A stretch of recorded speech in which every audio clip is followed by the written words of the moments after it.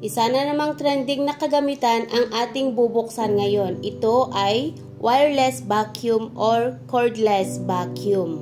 Ito ay kagamitang panlinis na disenyado upang magamit ng walang pangangailangan ng power cord sa halip na umasa sa rechargeable na mga baterya upang magbigay ng kuryente. Isa lamang ito sa sampal ng mga maraming brands na nakikita natin na products online. Sa dami ng mga naglabasang produkto, ito yung napili kong brand. Meron din namang non-wireless option sa product na ito.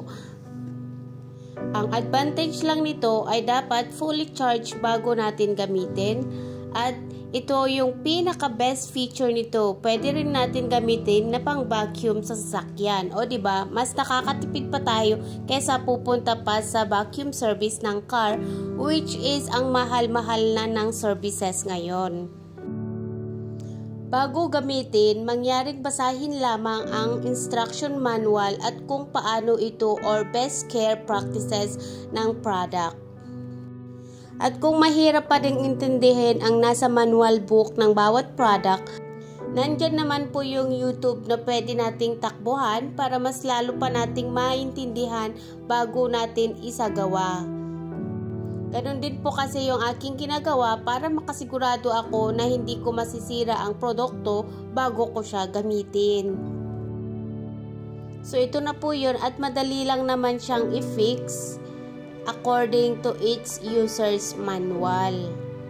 Lagi lang pong tignan yung mga simple signs gaya ng nandito sa tube box nito, yan, na may arrow, kaya dapat i-lock daw siya into twisting position, yung may ganon. Nakaka-excited nga naman gamitin dahil bukod pa dito, very friendly at very light po siya. Pagbukas ko dito ay gumagana naman at meron pa siyang battery pero sabi dun sa manual, kailangan po nating i-charge. Dahil nataon naman na nagpalit ako ng beddings namin, kaya ito na ginamit ko na sa aming mattress at so far malakas naman yung higop niya pati dun sa sofa at sa aming carpet.